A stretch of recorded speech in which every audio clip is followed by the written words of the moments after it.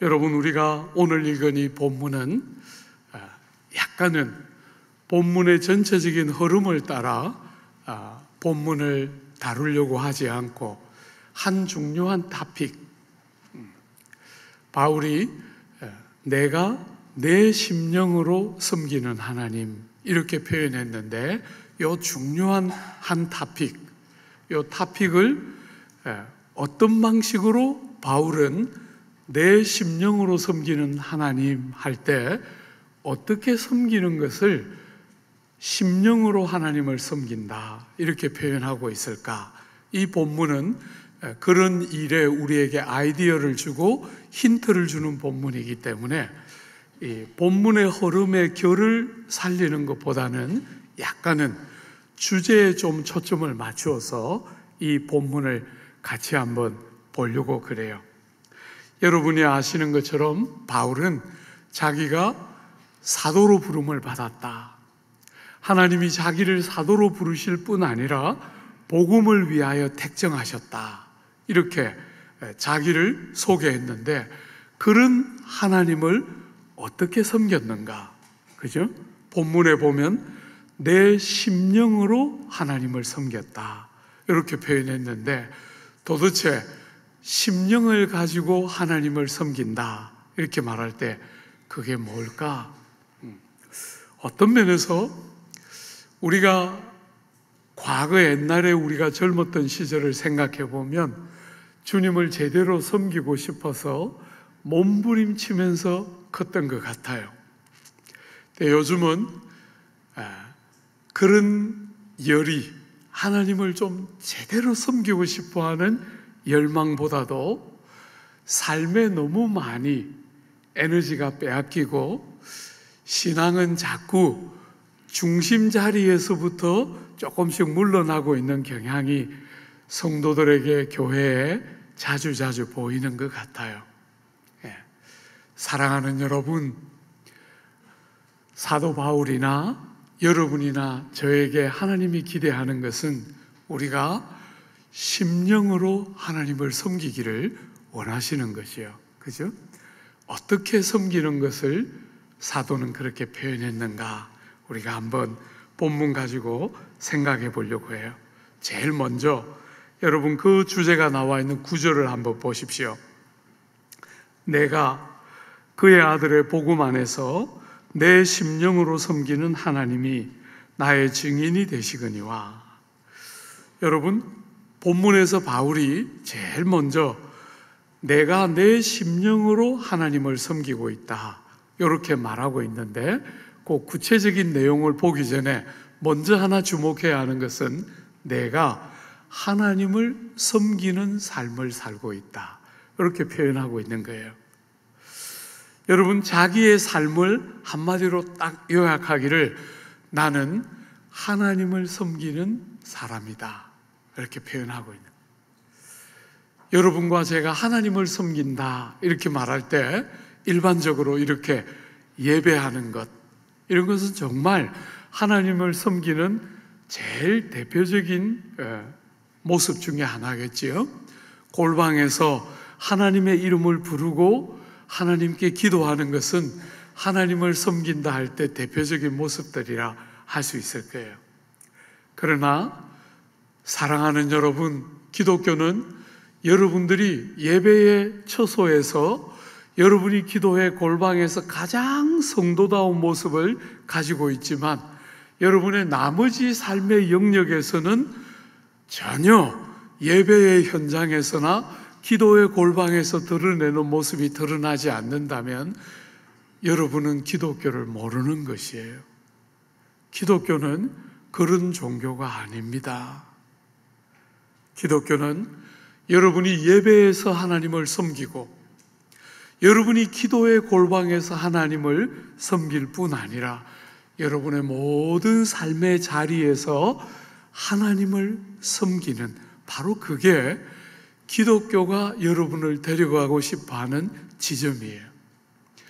우리가 어머니의 모태로부터 죄 중에 태어났기 때문에 우리의 제일 큰 문제는 하나님에게 무관심하거나 하나님을 섬기는데 잘 못 섬기는 거예요.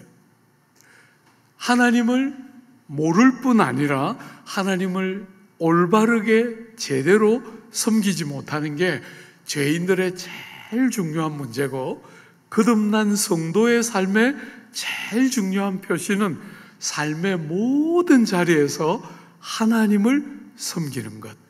이것이 성도의 삶의 제일 중요한 부름인 것이에요. 여러분의 예배의 현장에서 하나님을 섬기는 공경함이 묻어난다면, 여러분이 일터에서 사랑하는 지체들을 대하고 이웃들을 대할 때 그 자리에도 예배하는 자세와 삶의 원리들이 묻어나야 기독교가 생각하는 예배가 되고 하나님 섬김이 되고 성도다움이 되는 거예요. 여러분이 자녀를 기를 때, 자녀를 대해서 무슨 말을 할 때, 자녀의 미래에 대한 기대와 계획을 가질 때 그저 세상 사람들이 생각하는 수준밖에 없다면 여러분은 아직 예수 믿는 게 뭔지를 잘 모르는 사람이에요. 그런 모든 삶의 자리에 하나님 섬김이 묻어나야 하나님을 사랑하고 하나님을 섬기고 싶어하는 마음이 자녀를 기를 때, 가족들을 위해서 밥을 할 때, 일터에서 여러분에게 맡겨진 일을 할 때 하나님을 공경함으로 섬김이 묻어나야 그게 정말 예수 믿는 제대로 된 삶의 모습이에요. 성경은 여러분이 예배의 현장에서 예배 드릴 때 여러분다움이 드러나는 것도 중요하게 여기지만, 그 예배의 참된 진정성은 여러분의 삶의 자리에서 다른 일을 어떻게 하는가 하는 것을 볼 때 여러분의 진짜 모습이 뭔가가 드러난다는 거예요. 사랑하는 여러분, 너희는 무슨 일을 하든지 마음을 다하여 주께 하듯 하고 사람에게 하듯 하지 말라. 이는 유업의 상을 주께 받을 줄 알미니 너희는 주 그리스도를 섬기느니라. 여러분에게 주시는 상급은 여러분이 이 땅에서 어떤 아파트를 사느냐가 아니라는 거예요. 그런 건 다 쓰다가 두고 가야 되는 거예요. 유업의 상급을 주님이 여러분에게 주신다는 거예요.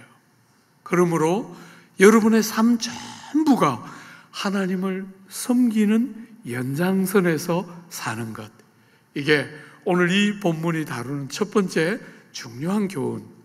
두 번째, 여러분, 사도 바울은 이 하나님을 섬길 때 어떻게 섬긴다고 말하고 있습니까? 내가 내 심령으로 섬기는 하나님, 이렇게 불렀어요.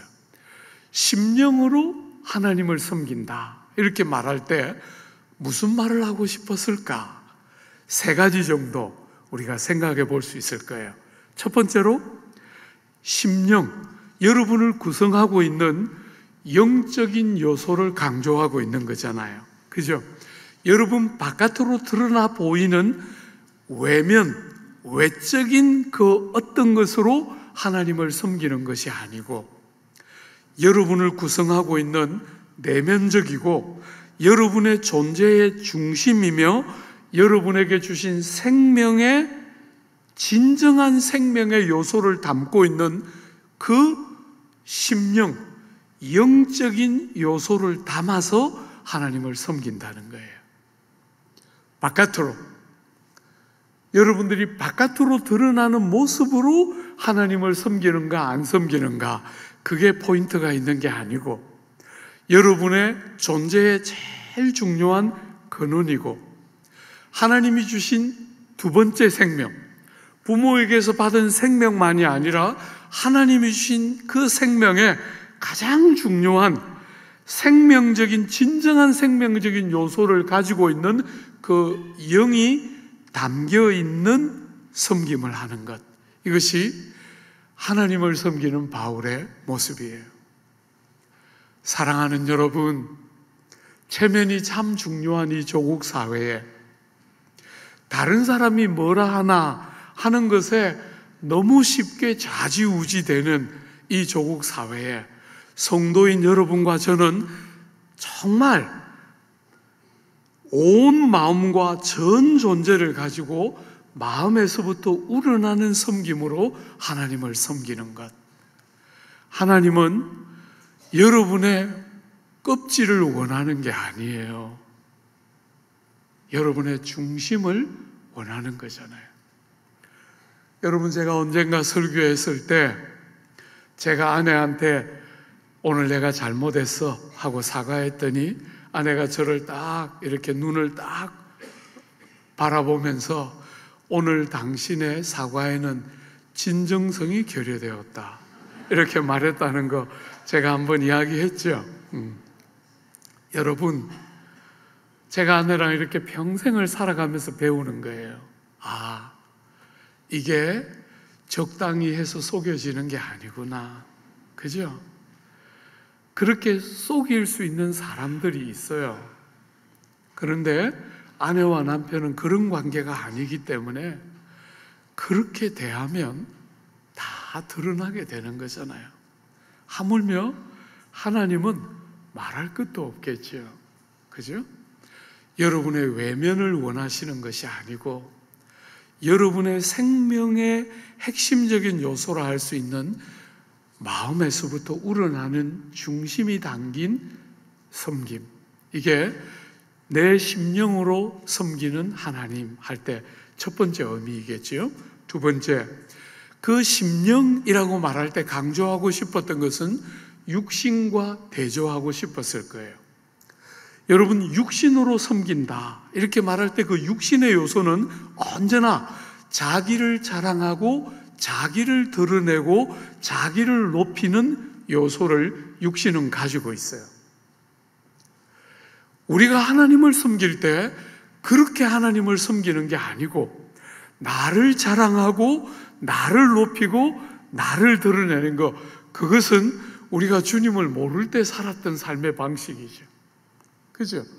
우리가 뭐 훌륭한 일을 하면 우리는 그것을 가지고 내가 훌륭한 사람인 것처럼 여기면서 우리는 살았는데 주님을 딱 만나고 나니까 이제 더 이상 그렇게 세상 살지 않고 그런 것으로 나를 드러내고 나를 평가하려고 하지 않고 나는 잊어버리고 나는 내려놓고 나는 깨뜨리고 나에 대해서는 아무런 의미 부여도 하고 싶어 하지 않고 하나님을 영화롭게 하고 하나님을 드러내고 하나님을 높이고 예수의 아름다움과 성령의 살아 역사하심과 진리의 참됨이 온전히 드러나는 일에 마음을 다 기울이며 하는 섬김, 이게 심령으로 섬기는 할 때 두 번째로 말하고 싶어하는 거겠지요. 여러분, 기준이 너무 낮아지고 있다. 조국 교회를 생각할 때 기준이 너무 낮아지고 있다. 사람들이 하나님을 대하는데 그냥 자기 방식으로, 자기 논리로, 자기 생각으로 그냥 그렇게 하나님을 하나님이라고 생각하는 것이 아니라 자기 방식으로 너무 쉽게 하나님도 자기처럼 그렇게 대할 수 있는 것처럼 기준이 너무 낮아지고 있다. 주 안에 사랑하는 여러분, 절대로 그렇게 하지 말고 주님이 우리에게 기대하는 것처럼 바울이 내가 내 심령으로 섬기는 하나님 이렇게 불렀던 것처럼 우리도 정말 나에게 초점 맞추어져 있는 어리석은 육신을 따라 살지 않고 바깥으로 볼 때는 하나님을 섬기는 것 같은데 자기를 기쁘게 하고 자기를 드러내는 하나님 앞에 아무 의미 없는 그런 일 멈추고 하나님을 영화롭게 하고 하나님을 섬기고 내 마음 중심에서부터 하나님을 더 높이는 그런 섬김으로 하나님을 섬기는 것, 이게 바울이 말하고 싶어 했던 두 번째 내용이었을 거예요.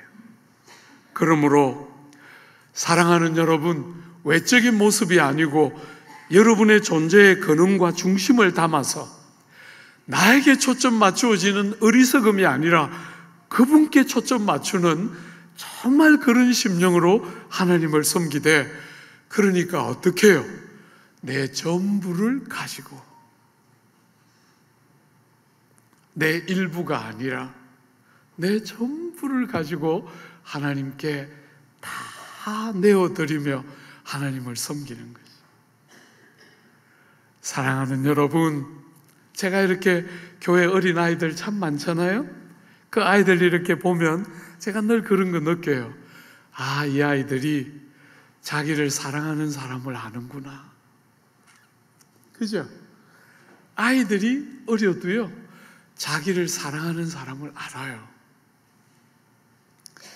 사랑하는 여러분, 아이들이 그렇게 자기를 사랑한다고 느끼면 앞에 와서 주눅 들거나 눈치 보지 않아요. 정말 자유를 느끼며 전인격으로 행복해하며 그 사랑을 받고 사랑을 행복하게 누리는 어린아이처럼 주님이 우리를 초대하실 때 이 아이들처럼 천국을 맞고 주님을 그렇게 섬길 수 있어야 한다는 거죠. 그죠? 여러분의 어떤 것들을 남겨놓지 말고 마음을 다하고 여러분의 모든 것을 다해서 하나님을 마음껏 사랑함으로 섬기고, 아무것도 남겨놓으려고 하지 말고 뭔가 챙겨놓으려고 하지 말고, 하나님 이거는 안 돼요, 그렇게 하지 말고, 아무것도 아까워하지 말고 주님께 다 내어드리면서 그렇게 주님을 섬기는 것, 이것이 내 심령으로 섬기는 하나님 할 때 바울이 말하고 싶은 말이었겠지요. 사랑하는 여러분, 하나님은 여러분 전부를 원하세요. 여러분이 누군가를 사랑해 본 사람들은 다 알겠지만, 여러분이 그렇게 사랑하는 사람이 여러분에게 일부만 꺼내어서 보여주면 상처를 받게 돼요. 주님은 여러분의 전인격과 삶의 모든 자리를 주님이 함께 동행하고 싶어 하고, 여러분의 모든 삶을 가지고 그렇게 하나님을 사랑하고 섬길 때 하나님이 정말 기뻐하고 좋아하셔요. 그런데 여러분, 그런 것은 여러분과 제가 노력한다고 되는 것이 아니에요. 그죠? 우리 힘으로 할 수 있는 게 아니에요. 우리는 평생을 살아오면서 우리 자식을 기르는 것 하나, 나에게 선물로 주신 아내와 남편 사랑하는 거 하나, 우리가 얼마나 한계투성인지를 우리는 평생을 살아오면서 봤어요. 아내 한 사람, 그가 원하는 대로 사랑하지 못하는 허물투성이에요. 하물며 하나님 앞에 우리의 중심을 다 드리고 우리의 전부를 가지고 하나님을 섬기고 하는 것이 정말 이 어리석고 미련한 우리에게 논리적으로는 동의가 되겠지만 삶에서 얼마나 자주 넘어지고 실패하는 것은 불보듯이 뻔한 것이지요. 그래서 오늘 이 구절에서 사도는 뭐라고, 내가 내 심령으로 섬기는 하나님, 이렇게만 말하지 않고 뭐라고 말하는지 한 번만 더 주목해서 보십시오. 내가 그의 아들의 복음 안에서 내 심령으로 섬기는 하나님, 이렇게 표현하고 있어요. 이런 신령과 진정으로 하나님을 섬기고 마음을 다하고 성품을 다하고 뜻을 다하고 힘을 다하여 하나님을 섬기는 이런 일은 여러분이 결심하고 노력한다고 해서 이룰 수 있는 지점에 있는 것이 아니고 아들 예수의 복음 안에서 그렇게 하나님을 섬길 수 있는 것이지. 그죠? 그분이 도우시고 그분이 선물로 주신 성령의 은혜가 있고 우리의 수고와 노력이 필요 없는 것은 아니지만 그분이 그렇게 아들의 복음 안에서 우리가 하나님을 그렇게 섬기고 대할 수 있는 거예요. 우리가 맨 얼굴도 우리의 노력으로, 우리의 힘으로 그 자리에 안 가십니다. 사랑하는 여러분, 마음을 다해 은혜의 성령님을 의지하고 생명의 말씀을 딱 붙들고, 바울이 오늘 이 본문에서 여러분과 저에게 말하는 것과 똑같이 내가 내 심령으로 섬기는 나의 하나님, 이렇게 우리도 고백하며 우리의 삶을 살아야 되겠어요. 기준이 떨어지는 시대의 경향을 따라가지 말고 세상 사람들처럼 어리석게 자기 생각으로 하나님을 섬기지 말고, 사랑하는 여러분, 성경이 가르치는 그 하나님이 어떤 분인지를 알고 성령의 도움으로 정말 내 심령을 다해서 하나님을 섬기는 것, 이게 여러분과 저의 행복의 근원이에요. 딴 거 남겨놓지 말고 하나님 한 분을 다 사랑하면서 그렇게 살아야 정말 행복한 게 여러분과 저의 존재입니다. 오늘 이 본문은 참 감사하게도 여러분과 제가 어떻게 주님을 섬겨야 되는지를 말할 뿐 아니라 어떤 것이 그런 삶인지도 몇 가지 예를 보여줘요. 오늘 이 본문이 하나님을 심령으로 어떻게 섬겨야 하는지를 전부를 보여주는 것이 아니기 때문에 한계는 있지만 여러분에게 힌트를 줄 수 있는 충분한 본문이기 때문에 본문 안에 어떻게 하는 것이 내 심령으로 하나님을 섬기는 것일까, 구체적인 몇 가지 예시를 우리에게 주고 있어요. 첫 번째, 8절 한번 보십시오. 먼저 내가 예수 그리스도로 말미암아 너희 모든 사람에 관하여 내 하나님께 감사함은 너희 믿음이 온 세상에 전파됨이로다. 여러분들이, 대부분의 사람들이 목사님, 제가 정말 내 심령으로 하나님 섬기고 싶어요, 이렇게 말하는 분들이 참 많을 거예요. 근데 기독교를 한번 잘 보십시오. 그게 뭘 어떻게 하는 겁니까? 그게 여러분이 예배에 올 때 더 뭔가를 이렇게 더 조신하게, 옷 입는 것부터 표정부터 말에 이르기까지, 집을 났을 때 오늘 예배 가는 날이니까 걸음걸이도 평소와 다르게 조금 더 이렇게 걷고, 우리는 신앙을 자꾸 그렇게 생각하는 경향이 있어요. 근데 기독교는 그렇게 말하지 않아요. 사랑하는 여러분, 첫 번째, 여러분이 여러분의 심령으로 하나님을 섬긴다 할 때 구체적으로 그게 뭡니까? 사랑하는 여러분, 다른 지체들에게 예수 잘 믿는다는 소문이 들리고, 그 예수 잘 믿는다는 소문이 다른 사람들의 그런 소문이 들릴 때 정말 기뻐하고 감사하고 하나님께, 그들을 인하여 하나님께 감사함으로 심령으로 하나님을 섬기는, 이게 첫 번째 예로 8절이 보여주고 있는 거예요. 기독교는 여러분 한 사람이 하나님 앞에 어떻게 서 있나 하는 것을 의미하는 것이기도 하지만, 동시에 여러분이 그렇게 하나님 앞에 서 있기 때문에 사람들을 어떻게 대하는가 하는 것이 너무너무 중요한 여러분의 신앙의 바로미터라는 거예요. 저는 이렇게 목회를 40년 달려오면서 제가 한 번씩 너무너무 답답한 것은, 왜 이렇게 조국교회 성도들은 하나님을 향해서는 틀림없이 그렇게 하고 싶어 하면서도 이웃들을 향해서 그렇게 하는 것을 이렇게 가볍게 생각할까? 하나님께는 모든 것을 다 하겠다고 수도 없이 결심하면서도 왜 이웃들에게는 이렇게 소홀히 대하는 것이 작게 여겨질까? 그게 너무 이상한 거예요. 성경은 그렇게 말하지 않아요. 여러분이 이웃을 어떻게 대하고 바라보는가 하는 것이 여러분의 신앙의 바로미터라는 거예요. 하나님을 어떻게 섬기고 있는지를 보여주는 증거라는 거예요. 여러분이 아는 것처럼 바울이 너희를 인하여 하나님께 감사한다 할 때 이 너희는 바울이 섬긴 성도들이 아니에요. 그들에게 복음을 전하거나 그들의 소문이 온 세상에 퍼졌는데 그 좋은 믿음의 소문이 온 세상에 퍼진 이 로마 교회는 바울이 세운 교회가 아니에요.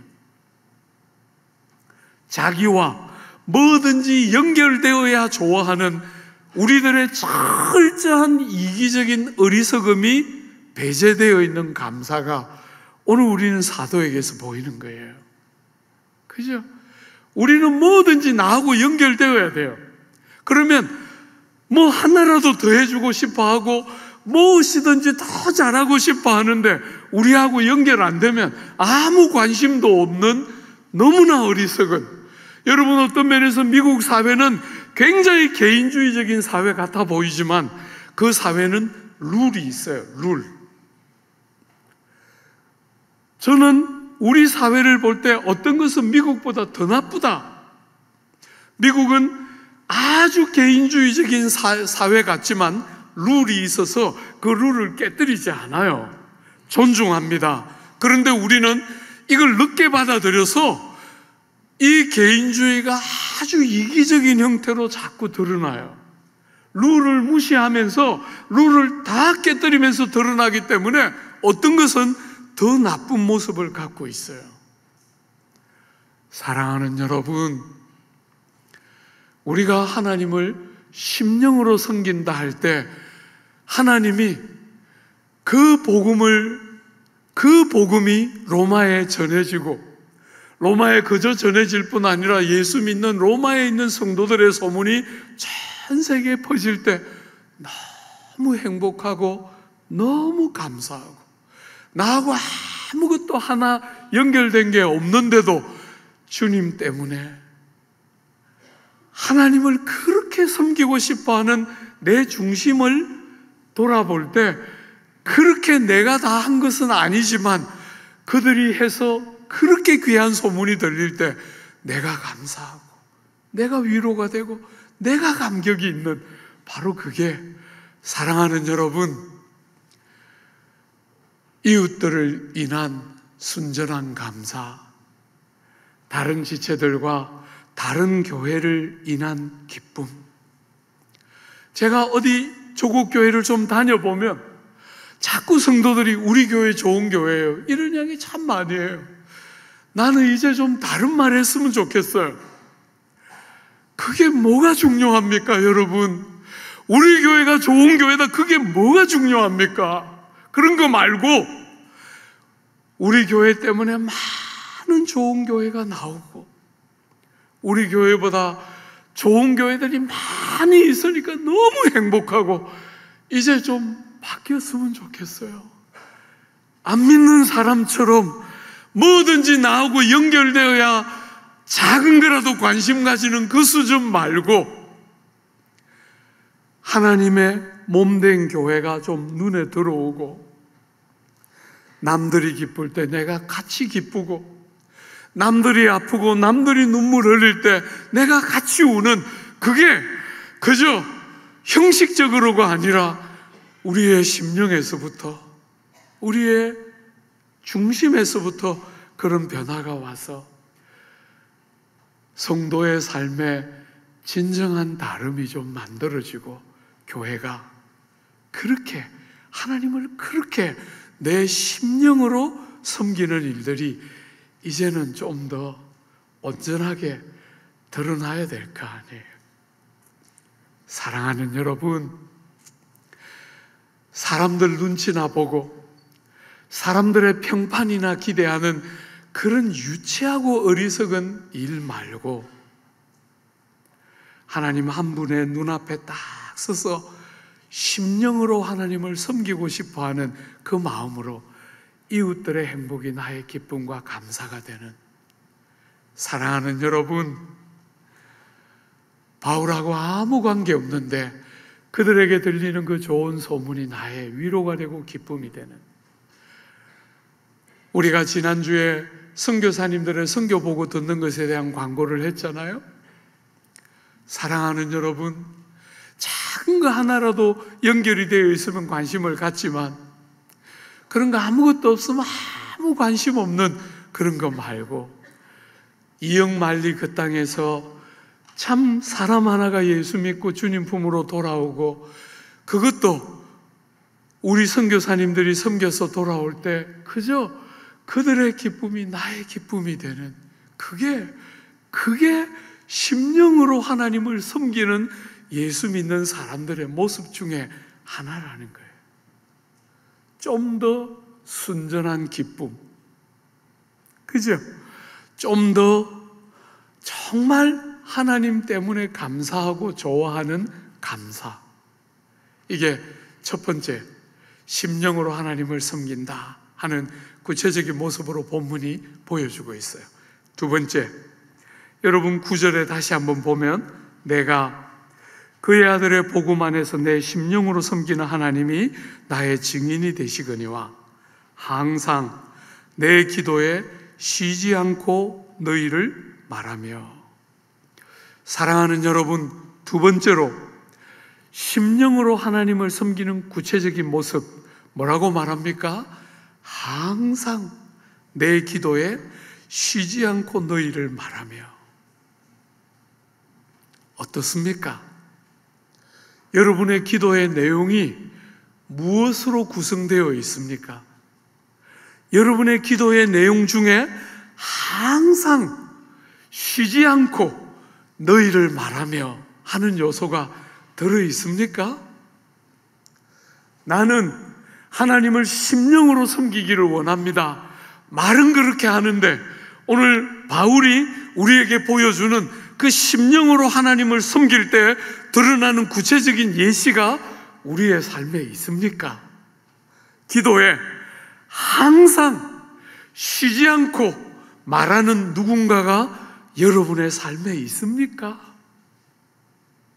그죠? 기도에 대한 간증을 들어보면 전부 내가 복받는 이야기, 내가 잘 되는 이야기, 하다 못해서 내가 잘 되는 것만 가지고 안 되고 자식 잘 되는 이야기, 친척 잘 되는 이야기, 순전히 그런 것밖에 나눌 줄 모르는 이 정말 어리석은 조국 교회에 여러분의 기도에 항상 쉬지 않고 말하는 누군가가 있어서 나는 심령으로 하나님을 섬기기 원합니다 하는 구체적인 표시가 있습니까? 주 안에 사랑하는 여러분, 성도들이 한 번씩 저를 찾아올 때 저는 여러분들이 여러분의 가정과 여러분의 문제를 갖고 찾아올 때 정말 anytime welcome 하지만 때로는 그런 주제만 말고 여러분이 항상 기도 중에 쉬지 않고 말하는 누군가에 대한 아픔을 가지고 와서 같이 기도하고 같이 아픔을 나누고 같이 하나님 앞에서 교회로 함께 세워져 가는 그런 일이 있기를 기대해요. 사랑하는 여러분, 제가 최근에 이 건축을 하면서 몇 가지 기도회를 하지 않습니까? 저녁에 하는 기도회가 있고 자녀들과 함께 하는 새벽 기도가 있는데 제가 기도회를 평생을 이렇게 기도회를 인도해 보면서 느끼지만 사람들이 처음 시작할 때는 왁자 가다가 때가 흐르면 점점 기운이 빠지기 시작하면서 나중에는 대표 선수들만 남는 그런 기도회를 숱하게 평생 해왔어요. 제가 여러분들하고 같이 하는 자녀들을 위한 새벽 기도회는 그렇게 하기를 원치 않아요. 주 안에 사랑하는 여러분, 자녀들을 위한 새벽 기도회는 제가 평생 겪었던 그런 기도회로 그 기도회를 만들고 싶지 않아요. 정말 갈수록 더 많이 모이고 갈수록 더 간절하게 기도하고 갈수록 하나님 앞에 더 주님을 많이 부르짖는 그런 기도회, 그 기도회만큼은 그렇게 되도록 기도회를 하고 싶은 게 담임 목사의 소원이에요. 사랑하는 여러분, 오십시오. 여러분이 자식을 다 길렀기 때문에 안 온다면 그건 얼마나 마음 아픈 이야기겠어요. 자식을 위해서 이제 기도할 필요가 없어졌기 때문에 기도 안 한다면 그게 얼마나 마음 아픈 일이겠어요. 오십시오. 자식을 기르고 있는 부모도 와야 하고 이미 다 기른 부모도 와서 우리가 자식들 제대로 못 길러서 방황하고 황금 같은 30대 40대를 교회 바깥에서 그렇게 보내고 있는 우리의 아들과 딸들 보면서 우리가 얼마나 가슴앓이 했던 것들을 다시 붙들어서 우리의 이 또 다른 자식들은 절대로 그렇게 기르지 않으리라 다짐하면서 내 자식들처럼 같이 기도하고, 그래서 여러분의 기도에 항상 쉬지 않고 누군가를 말하는 일들이 있어요. 우리가 심령으로 하나님을 섬긴다 이렇게 말하는 구체성이 있는 것이겠지요. 마지막 세 번째, 여러분 11절과 12절 한번 보십시오. 11절, 10절부터 우리가 같이 읽으면 좋겠네요. 어떻게 하든지 이제 하나님의 뜻 안에서 너희에게로 나아갈 좋은 길 얻기를 구하노라. 내가 너희 보기를 간절히 원하는 것은 어떤 신령한 은사를 너희에게 나누어 주어 너희를 견고하게 하려 함이니 이는 곧 내가 너희 가운데서 너희와 나의 믿음으로 말미암아 피차 안위함을 얻으려 함이라. 사랑하는 여러분, 항상 기도에 쉬지 않고 말하는 그들을 기도하고 있으니까 됐다 이렇게 여기지 않고 사도가 뭘 원하고 있습니까? 얼굴을 마주하여 보고 그들을 견고하게 세우기를 사모하고 있어요. 여러분, 예수 믿으니까 됐다 그렇게 말하지 않습니다. 그죠? 바울은 아는 거예요. 예수를 믿고 로마에 있는 사람들이 교회로 오는 것은 너무 감격적인 일이지만 그게 전부가 아니라는 걸 바울은 알아요. 사랑하는 여러분, 모든 진실한 성도들에게 누가 있습니까? 원수가 있습니다. 원수가 있습니다. 여러분과 제가 예수를 믿고 교회를 딱 나오려고 결심할 때 온갖 수단과 방법을 다 동원해서 교회를 못 나오게 만드는 원수가 있습니다. 그가 그 도모가 실패해서 여러분과 제가 복음과 믿음 안으로 들어와서 예수 믿기 시작하면 그때부터 뭐합니까? 쉬는 게 아니고 그때부터 여러분들을 어떻게 하든지 간에 불행한 성도, 예수는 믿는데 너무너무 불행하고 예수는 믿는데 아무 활력도 아무 열심도 없는 그냥 적당히 믿는 사람 되도록 만드는 게 악한 것의 도모예요. 복음의 영광이 뭔지를 모르고 하나님 우리를 위하여 행해 주신 이 구원의 존귀와 아름다움이 뭔지는 전혀 모르고 그저 세상살이에 부딪혀오는 이런저런 불행과 아픔 앞에 불행해하고 그 닥쳐오는 예수 믿는 삶에서 닥쳐오는 고난과 수고로움들을 불편해하면서 불행한 성도의 삶. 예수 믿는 것은 못 막았지만 예수를 믿었는데 제대로 믿어서 너무나 행복해하고 말할 수 없이 감격스러워하는 그런 예수쟁이 안 되도록 만드는 것이 이 마귀가 끝까지 포기하지 않고 하는 일이에요. 그래서 바울은 그 소문이 나서 예수 믿고 있다는 그분들을 찾아가서 힘을 다해 그들이 견고하고 진리에 깊이 뿌리를 내려서 견고한 성도로서 예수 믿는 행복이 뭔지를 아는 성도가 되도록 그들을 돕고 싶어 하는 것이에요. 그래서 가고 싶어 하는 거예요. 사랑하는 여러분, 기준이 너무 떨어졌다. 자녀들이 교회만 오면 된다 이렇게 생각하는 거예요. 여러분들이 다 경험했지만 중등학교 가고 고등학교 가면 떨어져 나가잖아요. 교회만 오면 된다고 생각하니까 부모들조차 중등학교 고등학교 가면 교회 가지 말고 학원 가라 그래요. 막 속에서 저는 막 천불이 납니다. 그런 사람 다 골라내고 싶어요. 근데 그럴 수는 없잖아요. 그죠? 다 목사님, 우리 아이가 교회 너무 많이 오는 거 아니에요? 여러분, 저는 여러분들이 담임 목사 잘못 고른 거예요. 저는 여러분들이 예수를 적당히 믿는 걸 기뻐하는 목사가 아니에요. 미친 것처럼 믿기를 원해요. 미친 것처럼, 병자처럼, 이거 하나밖에 길이 없는 것처럼 예수 믿는 사람 길러내고 싶은 게 저의 소원이에요. 근데 교회를 너무 많이 오는 게 뭡니까? 미쳐야 되는데, 교회 밖에 눈에 안 보이는 것처럼 살기를 원하는데 그게 뭡니까? 사랑하는 여러분, 주 안에 사랑하는 여러분, 이 귀한 자녀들이 견고해지도록, 믿음에 견고해지도록 바울이 가서 그들에게 은사를 나누어 주므로, 여러분, 여기 은사를 어떤 분은 기적을 행하는 것, 권능을 행하는 그런 고린도전서 12장에 나오는 그런 은사라고 해석하기를 좋아하지만, 여러분, 이 본문의 은사가 단수예요. 그런 이야기를 하고 싶었으면 복수로 썼을 거예요. 사랑하는 여러분, 거기다가 성도들이 견고해지고 굳건해지는 것은 은사가 하는 일이 아니에요. 진리에 깊이 뿌리를 내릴 때 견고해지는 거잖아요. 그죠?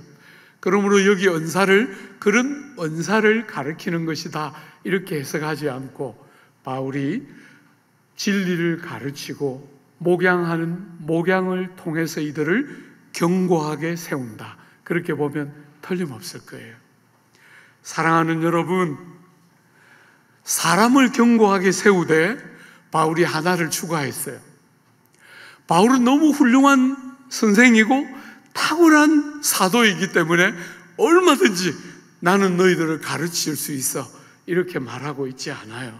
11절에 분명히 그렇게 말했지만 12절을 더하면서 뭐라 그럽니까? 피차 아니함을 얻으려 함이라. 이게 교회입니다. 이게 기독교예요. 기독교는 어떤 특정한 사람이 가르치고 특정한 사람들은 배우는 이런 종교가 아닙니다. 아무리 출중한 사도 같은 사람도 그들을 통하여 받게 될 위로가 있고, 그들에게 배우고 서로 가르치고 서로 배우는 게 교회 공동체죠. 너희는 그냥 가만히 있어서 듣기만 해, 그런 것은 교회가 아니에요. 교회는 그런 공동체가 아닙니다. 사랑하는 여러분, 바울같이 위대한 일꾼도 피차 아니함을 얻는 것이에요.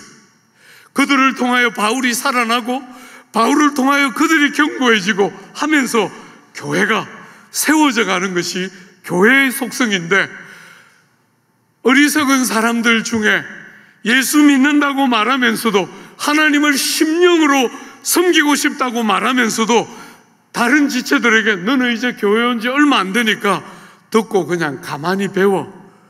여러분, 그러면 교회 망치는 거예요. 그러면 안 됩니다.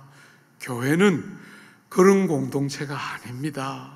세상처럼 위아래가 있어서 어떤 사람은 가만히 듣고 배우고 어떤 사람은 틈나는 대로 가르치고 말하는, 그건 교회가 아니에요. 교회는 바울같이 위대한 하나님의 사람도 로마에 있는 성도들을 통해서 위로받고 배우는 공동체가 교회입니다. 그저 민주적인 공동체가 아니에요. 우리는 그런 거 원하지 않습니다. 민주적으로 하고 싶은 게 아닙니다. 그것보다 더 존귀한, 사랑하는 사람들을 나보다 더 귀하게 여기면서 그냥 평등하게 대하는 것이 아니라 더 귀하게 여기면서 귀를 열어 듣고 사랑하고 희생하는 공동체가 교회인 것이에요. 우리 본성에 너무 안 맞지만 한치도 뒷걸음질 치지 말고, 사랑하는 여러분, 온 교우들이, 제가 볼 때 우리 사랑하는 교우들은 정말 하나님을 심령으로 섬기고 싶어 하는 성도들이라고 여겨져요. 그런데 그렇게 말만 하지 않고 그렇게 다짐만 하지 않고 이런 구체적인 영역들에서 우리가 심령으로 하나님을 섬기는 많은 표시가 공동체에 나서 공동체가 더 성숙해지고 더 견고하게 자라고 변화가 일어나는 복되고 귀한 역사, 온 공동체에 풍성이 넘쳐나게 되기를 기대하고 축복합니다.